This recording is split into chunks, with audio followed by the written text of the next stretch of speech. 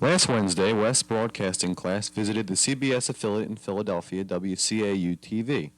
While touring, the students got a first-hand look at a major television station in operation.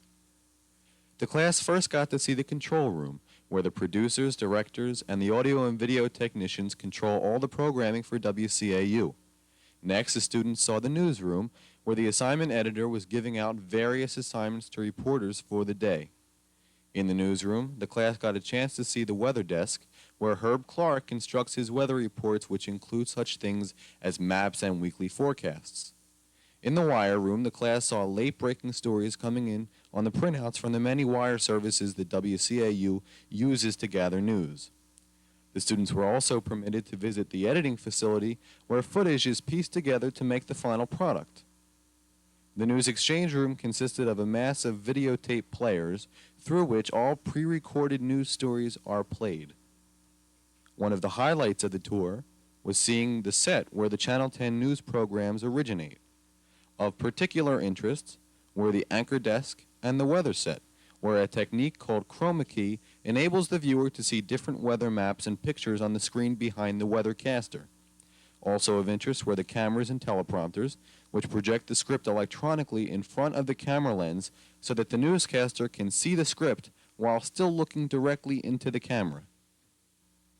The class also saw another studio where many of WCAU's local productions are taped, such as The Buddy Ryan Show and Bravo. The class had the opportunity to do some programming of its own, as Lisa Canavo, a West Broadcasting student, interviewed Channel 10 reporter Sheila Allen Stevens. The best thing I can tell you to do is that you have to be a pest.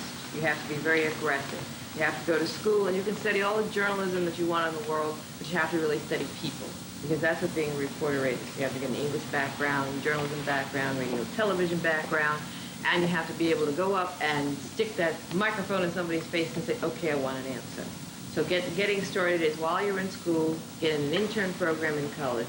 You can actually get on-the-job training, and you can usually walk right into a job if you are good. Now, there's a key factor there. If you aren't any good, everybody wants my job. They want the anchor people's job, but you have to be able to cut the mustard in the big time, and that's very difficult. You may have to go to a small market and work your way up.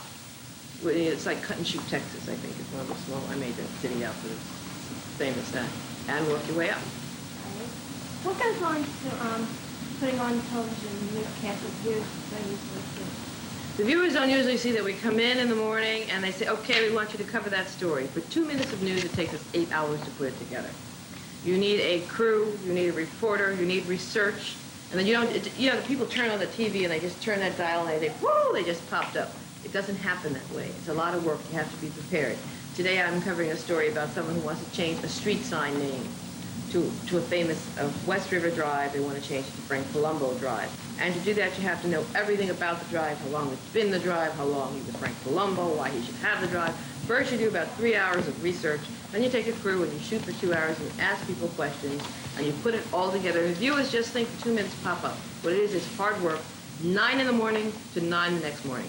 9 to 5 is a movie. If that's what you want to do, then you should not go into news. And so after spending just a few hours at WCAU, West Broadcasting students now have a greater appreciation of what goes on behind the scenes of a major TV station. And what does go on behind the scenes?